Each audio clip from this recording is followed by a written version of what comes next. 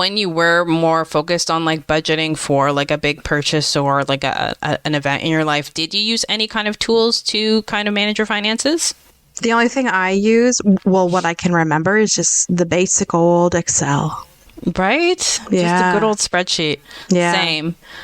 I definitely managed it that way. And I managed like my regular like banking and like money in and money out and like my credit card at the time of like, how much is this statement going to be? Like, what are my purchases? How much do I need to pay down? Definitely good old spreadsheets. Yeah, exactly. And I'm sure nowadays there's actually like apps and websites that you can, that'll help you, right? I want to say though that there still are spreadsheets or Google Sheets that you can buy on like Etsy for budgeting. Those things still exist. They're just fancier. Yeah, for sure. And they're prettier. They're fancier. Yeah. Aesthetically pleasing. They're automated. Yeah. There are budgeting apps. I'd never heard of any of these because I'm beyond that, I guess, age-wise. But some of the popular ones is one called Mint. Oh, yeah, I've heard of that one. Well, I feel like I've seen it on social media, like sponsored or whatever. Well, if your phone is anywhere near you right now, you are going to start to see ads for that on Instagram or YouTube. Another one is called YNAB, which is called You Need a Budget. Oh. Yeah, right? And then the two others that I have listed here are Pocket Guard and Every Dollar. Okay. I have no idea how they work, what they look like, or what's entailed, but those are I think the most popular apps out there to help you stick to a budget. I like to like see things on like a bigger screen, so maybe that's why like Excel is like gives like full picture. Another thing is we talked about is spreadsheets, and then the thirdly, which I still kind of use today, is online banking. Yes. As a tool. Yeah. I definitely set up like alerts on my phone to like when I've overspent in a certain category on like my credit card or something to like let me know like, hey, you're buying too much Amazon. Stop that. Yeah. That's Amazon smart. I love that. Number one, like overspend. Especially when like Prime would give you stuff the next day. Yeah, for sure. But that's a really great feature. Yes.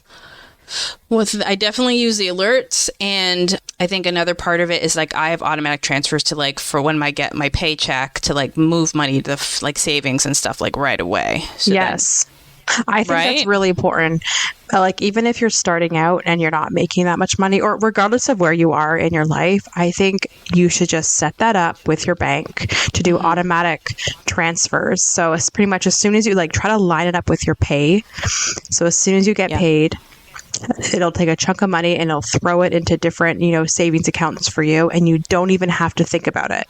The money is literally in your bank account and then it's out of your bank account. So you don't even touch it. And then in the background, you are saving money. And I think that's fantastic. I agree. I would say that I probably did that from like when I had my first job. Yes, like my first real job. Yeah. Now, you probably did a little bit more of transferring money around in those instances. And I am going to date myself because when I was doing it, there was no online banking. You had maybe telephone banking, but to like do all of that banking stuff, you either had to like physically go into the bank or like go to the bank machine. So there's no reason why at this time with this technology that you can't set up those type of things on your phone for your bank account. Yeah. And again, you set up it once and then you don't even think about it. And then it just kind of grows in the background for you, which is great. And even if you do like $20, that's something, right? Exactly. So I forget what the rule of thumb is. I think you're supposed to set aside 10% into your savings so that you can still like live off of like the remainder, but you're still kind of building something every month or every 2 weeks. 50-30-20 rule. 50-30-20. Oh, okay. Yeah, so 20% towards savings. That's what they say. Okay. For somebody young, that might be a little high, but yeah, because you're making like $350-$400 every 2 weeks or something. But yeah. Okay, good to know. 50-30-20. But can we talk a little bit about what that means?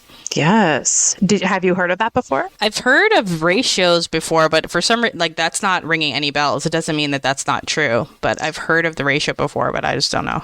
So the 50-30-20 rule is recommending putting 50% of your money towards your needs, 30% money towards your wants, and 20% towards savings.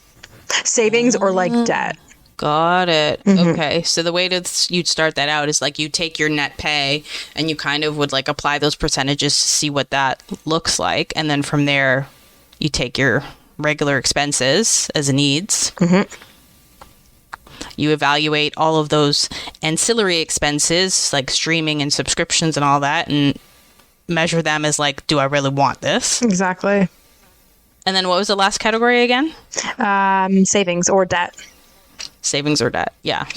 Right. So you have to make the trade-off between putting money away to save or like paying down a bill or paying down student loans. Absolutely. I definitely had a student loan that I had to pay down when I was out of school. Yeah. I feel like a lot of people do. Yeah.